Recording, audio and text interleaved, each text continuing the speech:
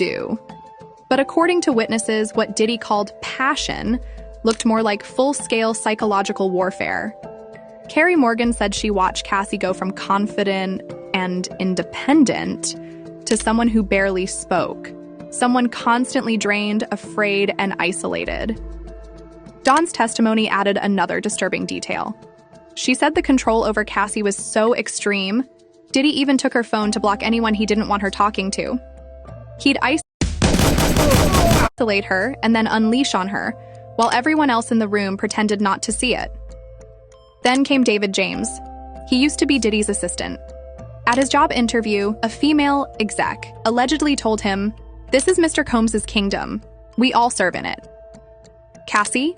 He said Diddy called her moldable. And when James told her she should leave the relationship, she said she couldn't. Just couldn't. And now, someone else has stepped forward. She goes by Jane Doe, but her story is loud. According to a lawsuit filed in New York, she met Diddy in 2001. They exchanged numbers, hung out a few times. Then, one night, he allegedly invited her and a friend to his studio, then took them to a private area at the Bowery Ballroom. She said they were offered drinks, which made her feel weird. And somehow, they ended up back at Diddy's apartment. What happened there is hard to hear. She alleges that he took her to his bedroom, put his hand around her throat and said, "I'm going to suck the life out of you." Then he raped her. She said she froze, couldn't scream, couldn't run. She remembered the details, down to comparing his body to a Tootsie Roll. And she says the trauma followed her for years. To this day, she avoids being alone with men. Her lawsuit is seeking damages, but more importantly, it's seeking accountability. And let's not forget, this is federal court. Diddy's not just being accused of abuse, he's being investigated for human trafficking and racketeering. Why? Because prosecutors say the violence wasn't random. It was organized, coordinated, protected by money, threats, team that knew how to keep quiet. And then there's the freak-offs. Yeah, that's what they're calling them. Prosecutors allege that Diddy used drugs, threats, and intimidation to force Cassie, and possibly others, into participating in twisted sex parties. This wasn't about consent. According to the government, it was about power, control, and humiliation. Cassie testified that he raped her in 2018, after they had already broken up, and that these so-called freak-offs weren't orgies. They were abuse, dressed up in designer sheets. So, what's Diddy's defense? Why I recommend this to Lawyers are trying to spin this as consensual. They admit the drugs, admit the parties, even admit the violence.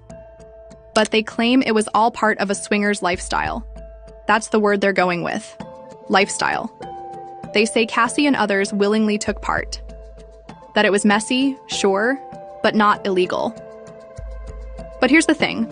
Consent doesn't work when one person controls your income, your home, your bodyguards, and your freedom. That's not messy. That's manipulation. And the jury knows it. The FBI knows it too. Let's not forget, they raided Diddy's homes in security footage, electronics. They took everything. And the investigation isn't just about Cassie or Jane Doe. It's about whether Diddy ran a full-blown operation, whether the freak-offs were just the tip of the iceberg. So far, the testimonies are painting a damning picture. A man who used his fame and money to control women. A team that protected him. Victims who stayed silent for years because they were scared, or paid, or both. But they're not silent anymore. And every day in court, that silence cracks wider. Dawn Richard, Carrie Morgan, Jane Doe, David James. They're How can a powder clean your dog's teeth? Here, naming names, dropping receipts, and the world is watching. This trial, it's not just about Diddy. It's about power. And what happens when the man who seemed untouchable finally gets touched by justice? So what's next? More testimonies, more lawsuits. And maybe, just maybe, the end of an era built on fear. Because for the first time in a long time, the truth isn't hiding behind the music.